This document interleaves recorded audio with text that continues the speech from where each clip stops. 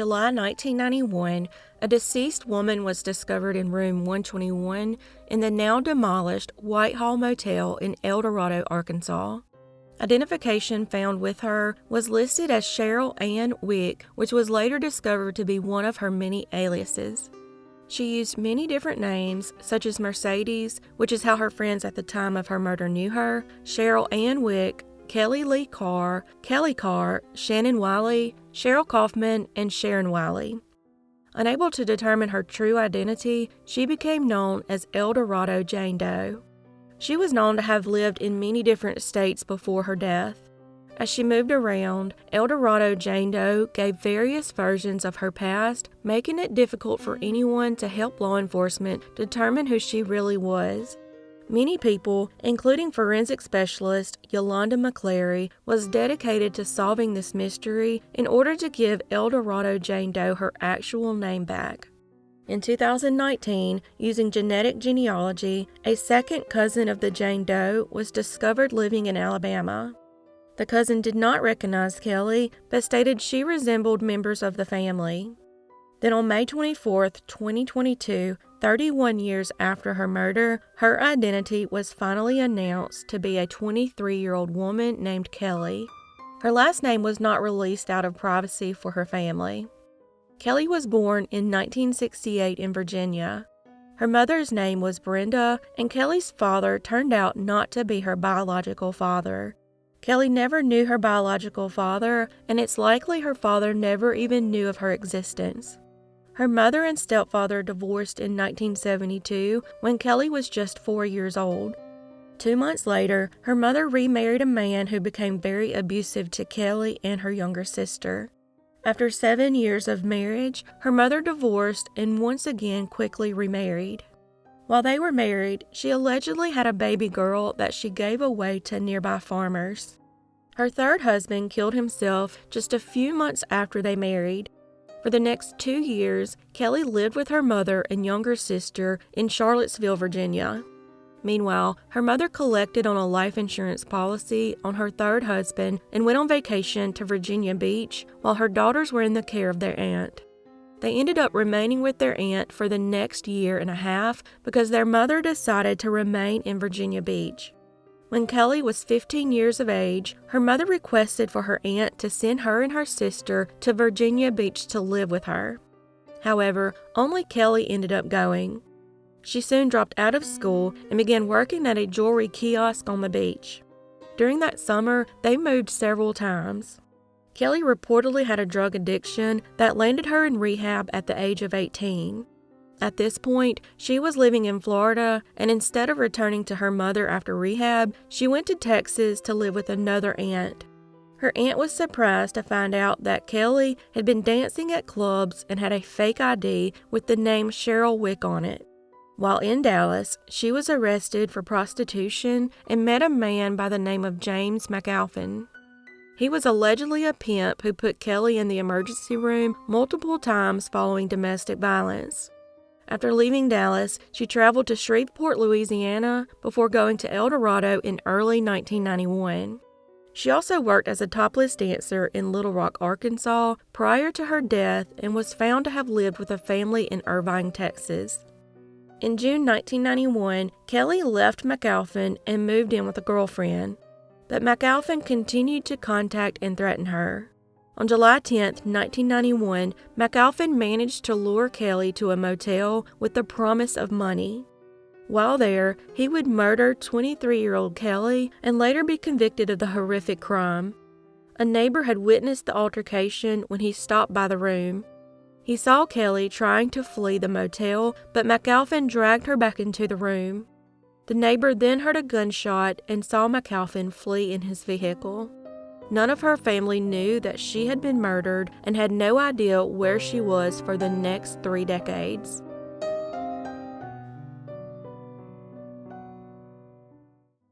On June 16, 1974, a man and his 2 teenage sons stumbled upon human remains while searching for driftwood in the swampy Burnt Bridge area on Singer Island in North Palm Beach, Florida. The remains had been scattered and scavenged around by animals, and the clothing found appeared to belong to a young female. authorities were notified, and after an exhaustive search, missing parts of the skeleton were never recovered. However, holes shaped like bullet holes were discovered on the sweater that the Jane Doe had been wearing. In addition, it appeared that she had been bound to a tree at the scene prior to her death. The Jane Doe was believed to have been a white female between the ages of 14 and 25. She stood anywhere from 4'11" to 5'2" and weighed approximately 83 to 103 pounds. A small amount of tissue was present on the remains, which was used for a blood test. Unable to determine her identity, she became known as Singer Allegan Jane Doe and would go unidentified for the next 44 years. She was initially believed to be Bonnie Robinson of Detroit, Michigan, but she was later excluded. Over the years, many attempts were made to identify the young Jane Doe with no success. Her body was exhumed in April 2014, and in 2015, a DNA profile was developed, but there were no matches in CODIS. After developing the DNA profile, they were able to exclude several women as being the Jane Doe. In 2019, a new facial reconstruction of the girl was created by the Palm Beach County Sheriff's Office, but her image was not recognized by anyone. In December 2021, the Sheriff's Office sent the skeletal remains to Othram in order to develop a DNA profile that could be used to identify her. Othram built the profile, and in March 2022, Othram was able to provide investigative leads to authorities. The Palm Beach County Sheriff's Office continued their investigation and contacted potential family members. Additional DNA testing of family members finally confirmed her identity as 15-year-old Suzanne Gail Poole, who had been reported missing in 1972, right before Christmas. Suzanne was born on February 12, 1957, and disappeared in late December 1972. Although it is unclear whether she left on her own accord, as she had done once before, or if she went missing involuntarily.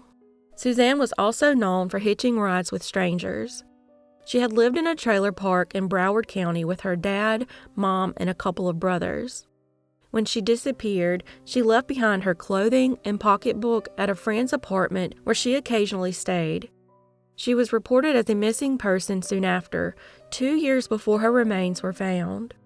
Her killer is still unknown, but she may be a victim of serial killer Gerald Schaefer, known as the Killer Cop. He is believed to be responsible for the disappearances of about 30 young girls and women.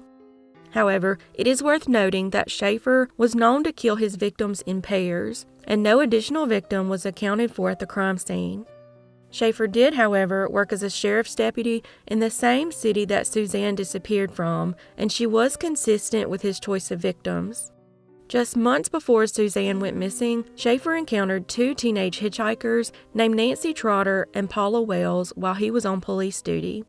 He warned the girls about the dangers of hitchhiking and offered to drive them to Jensen Beach the next day, and they agreed. On the drive there, he again warned them of hitchhiking and deviated from their intended route. He took them to a dilapidated shed deep inside a remote forest and swampland area of Hutchinson Island, not far from the Indian River, where he handcuffed and gagged them. He tied them to trees, just like Suzanne was when she was found. They were both forced to stand on the tree's exposed tree roots to counter the pressure from the noose around their necks. He told them both that they would soon be raped and murdered. He then received an urgent police radio dispatch informing him to report to the police station immediately. He left the girls and told them not to run away because he wouldn't be far down the road speaking with the person he intended to sell them to. When he returned 2 hours later, the girls had miraculously escaped. He quickly informed Sheriff Robert Crowder, "I've done something very foolish. You'll be mad at me." He claimed he was only trying to teach them a lesson and had overdid the job. The sheriff and a lieutenant immediately proceeded to the area where they discovered Nancy swimming with her hands tied behind her back. Paula had been found by a trucker 45 minutes earlier and was already at the police station, which was a relief for Nancy to hear. Schaefer was dismissed from the force and arrested. He quickly posted bail and returned home to his wife. Before his trial could even take place, he abducted and murdered Susan Place and Georgia Jessup, and it's believed during this time he murdered several other pairs of teenage girls as well.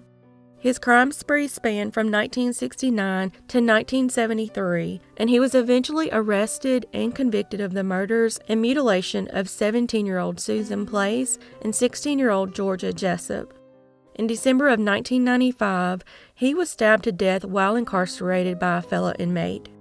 We may never know if she was truly a victim of his, but at least she now has her name back.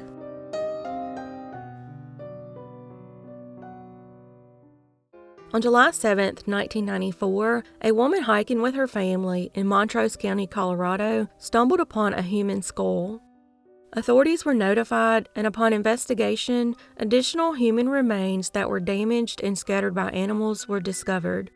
Part of a woman's black vinyl belt and hair was discovered near the bones, which was the only clothing item found.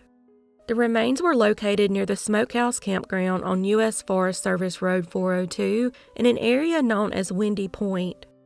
The cause and manner of death were undetermined, as many bones were missing, but law enforcement officers suspected foul play.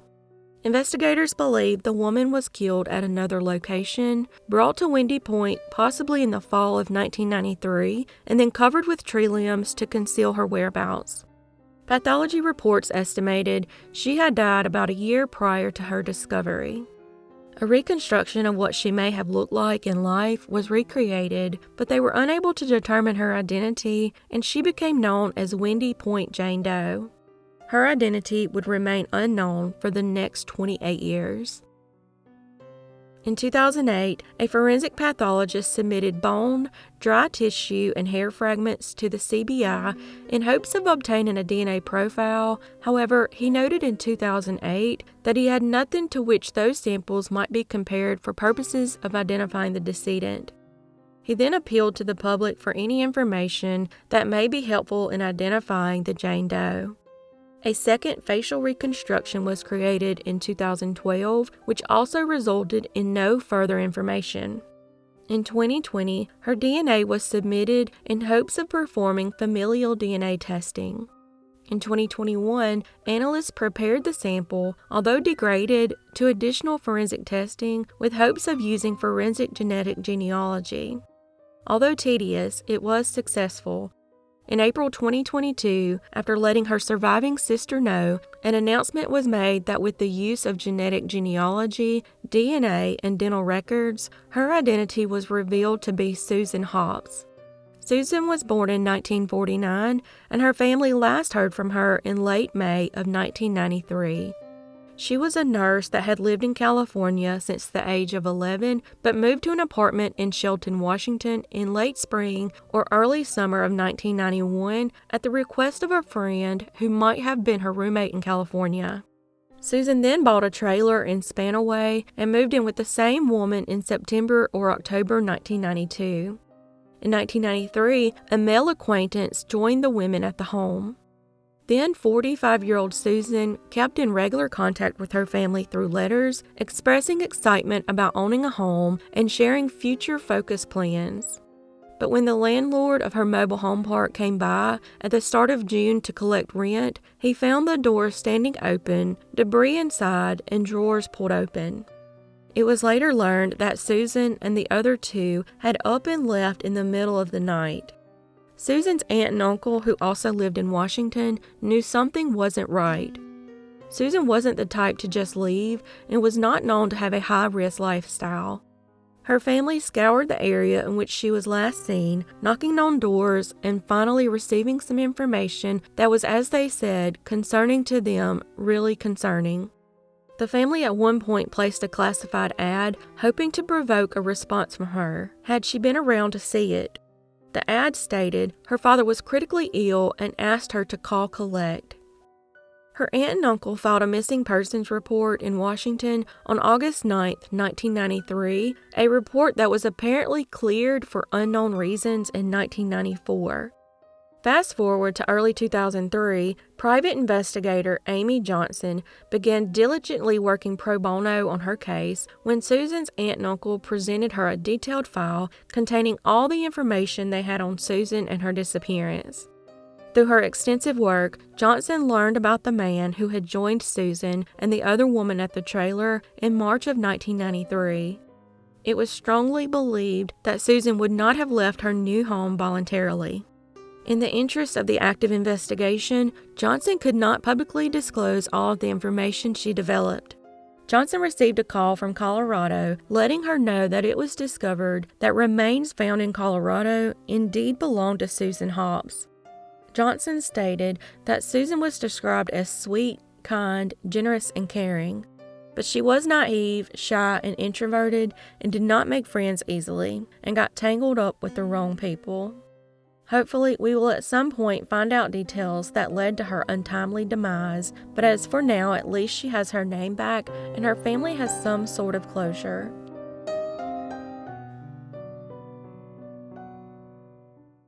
On July 31, 2014, a jogger running along the Lake Michigan shoreline near Pier Cove discovered a human jawbone on the beach in Ganges Township just south of Westside County Park, Saugatuck, Michigan. The bone, which had washed up onto the beach, contained 3 teeth, of which 2 had fillings. The bone was well weathered and deteriorated, as if it had been exposed to the elements and in the water for some time. Forensic scientists could only determine that the jaw came from a male between the ages of 18 and 99. DNA taken from the bone was uploaded to CODIS, but unfortunately no match was found. Unable to determine the person's identity, he became known as Allegan County Jane Doe, 2014. Detective Ernestes of the Michigan State Police reached out to the DNA Doe Project for help determining the Jane Doe's identity, and they were able to match multiple distant relatives. The DNA also matched another set of partial remains that were recovered in Oceana County in 2014. With exhaustive lab work and genetic genealogy, he was finally identified by the DNA Doe Project by April 22, 2022. The partial remains were confirmed to belong to 59-year-old Ronald Wayne Yeager, a fisherman who disappeared in August 2000. Mr. Yeager was from the Fruitland Township, Muskegon County, and had gone fishing on August 1, 2000. He had launched his boat at the Whitehall Municipal Boat Launch, where his car and trailer were ultimately found and was reported missing the next day.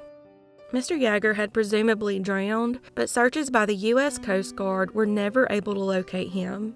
A few days later, on August 4th, his boat washed ashore on the Wisconsin shoreline nearly 80 miles from where it was launched and contained all 4 life jackets that he kept on board. The boat was found with its electric kicker motors still engaged and 2 downriggers trailing 200 feet of line. His partial remains were returned to his loving family.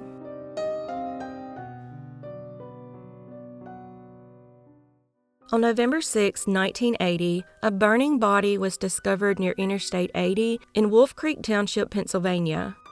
An autopsy determined the victim was a 16 to 19-year-old white male who had third-degree burns on 70% of his body, but he could not be identified at the time.